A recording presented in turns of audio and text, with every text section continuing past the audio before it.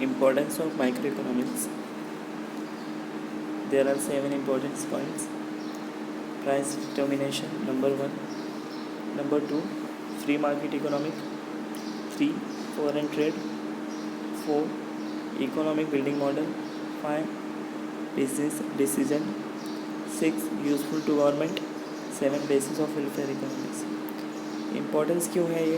Importance इसलिए है क्योंकि इसका यूज़ जो अनदर चैप्टर्स है, दिस इज़ फर्स्ट चैप्टर, हाँ, introduction to micro and macro economics, but जो यूटिलिटी एनालिसिस, डिमांड एनालिसिस, ये सब में ये इसके इम्पोर्टेंस यूज़ है, ये जो पॉइंट्स हैं ना इनकी यूज़ है उसमें, इस वजह से इसको इम्पोर्टेंस ऑफ माइक्रो इकोनॉमिक्स पता है।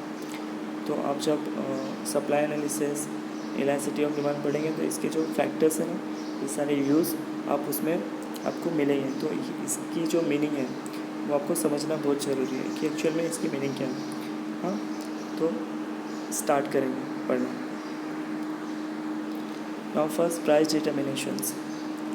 Price determinations, micro economics explain how the price of different products and various factor of productions are determined. Now what is factor of productions? आपने थ्योरी पढ़ा, स्कोप पढ़े ना आपने, प्रोडक्ट प्राइसिंग, फैक्टर प्राइसिंग और economic welfare, theory of economics welfare. Factor of productions जो हमारे inputs हैं, factor of production जो हमारे इनपुट्स हैं, land, labour, capital, entrepreneurs. Micro economics explain कर रहा है price determinations of, there are different goods, जितने भी गुड्स प्रोड्यूस होते हैं उसकी जो प्राइस होती है वो फिक्स कैसे होगी, डिटरमाइन कैसे होगी, थ्रू फैक्टर ऑफ प्रोडक्शंस। हमने इससे पहले जो पढ़े उसमें हमने देखा कि जो प्राइस डिटरमाइन होती है एक गुड्स की, कमोडिटी की, वो कैसे फिक्स होगी, through market, demand force and supply forces.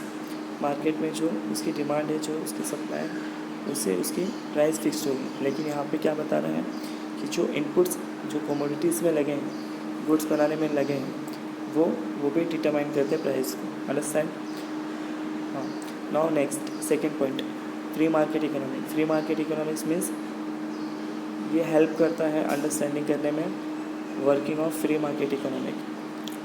अब free market economic is that economic where the economic decision regarding production of goods such as what to produce, how to produce, how much to produce. What to produce मतलब decision regarding किसे, जो हम production produce कर रहे हैं ना, हाँ, जो कमोडिटीज़ प्रोड्यूस कर रहे हैं, गुड्स प्रोड्यूस कर रहे हैं, जो हमारे पास प्रोसेस ऑफ प्रोडक्शन है जो कंट्रीब्यूट करता है। क्या है हमारे पास process of productions? Land, labour, capital, entrepreneurs. ये जो प्रोसेस होता है ना एक बिजनेस मैन के लिए, तो वो उससे पहले वो क्या डिसीजन लेता है कि मुझे क्या प्रोड्यूस करना है, कैसे प्रोड्यूस करना है और कितनी क्वांटिटी में प्रोड्यूस करना है। ठीक है, क्योंकि उसको उसका रिवॉर्ड भी चाहिए, उसका बेनिफिट भी चाहिए।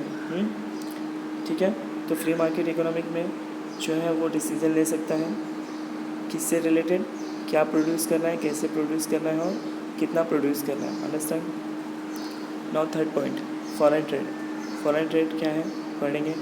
Micro economics helps in explaining various aspect of foreign trade, like effect of tariff on a particular commodity, determination of currency exchange rate of any two countries, gains from international trade to a particular country, etc. So foreign trade means what? This means export to our country and another country. Export और import. अगर हमारे पास surplus में कोई commodities है तो हम उसको क्या करते हैं, एक्सपोर्ट करते हैं। अगर हमारे पास कोई कमोडिटीज़ डेफिसिट में है तो हम उसको क्या करते हैं, इंपोर्ट कराते हैं। सरप्लस मतलब एक्स्ट्रा और डेफिसिट मतलब लैक, कम होना, स्कैरसिटी। ठीक है, तो ये हेल्प करता है, एक्सप्लेन करता है। तो और क्या है, जो भी हमारे पास कमोडिटीज़ है, तो टैरिफ मीन्स क्या, टैक्स रेट।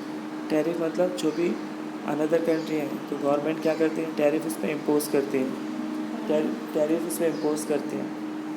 जो भी टैरिफ होगी गवर्नमेंट आके इम्पोज करेगी। फिर determination of currency exchange rate of any two countries, मतलब जो हम एक्सपोर्ट इंपोर्ट करते हैं तो इसमें हमारा करेंसी का भी एक्सचेंज होता है, वो डिटरमाइन करता है। फॉर एग्जांपल जो अनदर करेंसीज है, इंडिया की जो करेंसी है वो क्या है, रुपीज़, और जो फॉरेन कंट्री की जो करेंसी है वो डॉलर है, पाउंड्स है, स्टारलिंग है, यूरो है, येन है, हाँ, तो बहुत सारे अनदर करेंसी हैं, तो उसका एक्सचेंज रहता है। Gain from international trade to a particular country, gain मतलब इंक्रीजिंग, हाँ, इंक्रीज होना, बढ़ना, क्या क्या बढ़ना, इंटरनेशनल लेवल पे ट्रेड बढ़ना मतलब, हाँ, ट्रेड बढ़ना मतलब व्यापार बढ़ना, एक्सपोर्ट बढ़ना, हाँ। कोई भी कंट्री के लिए अभी तक यही माना जाता है, जो इकोनॉमिक्स कहते हैं कि उनके लिए सफिशेंट एक्सपोर्ट करना ही है। जितना ज़्यादा एक्सपोर्ट होगा उतनी ही उनकी कंट्री क्या होगी, गेन करेगी और डेवलप करेगी। सो क्लियर हो गया foreign trade. Non expert economic model building, micro economics help in understanding various complex economic situation with the help of economic model. It has made a valuable contribution to economic by developing various terms, concept, terminologies, tools of economic analysis. Economic models are built using various economic variables. Economic model building means what? जो भी build करता है, जो भी हमारे पास variables हैं, for example national income, हाँ, फिर डिमांड एंड सप्लाई, फिर एग्रीगेट डिमांड एंड सप्लाई, फिर फुल एम्प्लॉयमेंट, इनकम इनइक्वालिटीज़, ये सारे जो वेरिएबल्स हैं ये सारे इकोनॉमिक को बिल्ड करते हैं। इसका यूज़ करके हम इकोनॉमिक मॉडल को बिल्ड करते हैं, मजबूत बनाते हैं। ये जो भी हमारे पास कॉन्सेप्ट है, फॉर एग्जांपल इसमें दिया टर्मिनोलॉजीज, ये टूल्स हैं, तो हमारे पास और भी हैं, स्टैटिकल्स, हाँ, इकोनोमेट्रिक्स, मैथमेटिकल्स, ये सारे यूज़ करते हैं, हाँ, एनालाइज करते हैं हम जो भी हमारे वेरिएबल्स हैं उस वो हेल्पफुल है हमारे लिए। क्या किस लिए हेल्पफुल है? जो भी कॉम्प्लेक्स सिचुएशन है, इकोनॉमिक्स की जो कॉम्प्लेक्स सिचुएशन है, हम उसको एनालाइज करके अंडरस्टैंड करते हैं। जो भी प्रॉब्लम्स हैं, या जो भी प्रॉब्लम्स है हम उसको अंडरस्टैंड करते हैं, ठीक है। जो भी वेरिएबल्स है, जो भी हमारे पास कॉन्सेप्ट है, उसका यूज़ करके हम उसको एनालाइज करके हम क्या करते हैं, हमारी प्रॉब्लम का सलूशन निकालते हैं, ठीक है। बिजनेस डिसीजन मतलब डिसीजन होगा। बिजनेस डिसीजन क्या है? Micro economics area are helpful business for taking crucial business decision. These decision are related to the determination of cost of productions, determination of price of goods, maximisation of output and profit.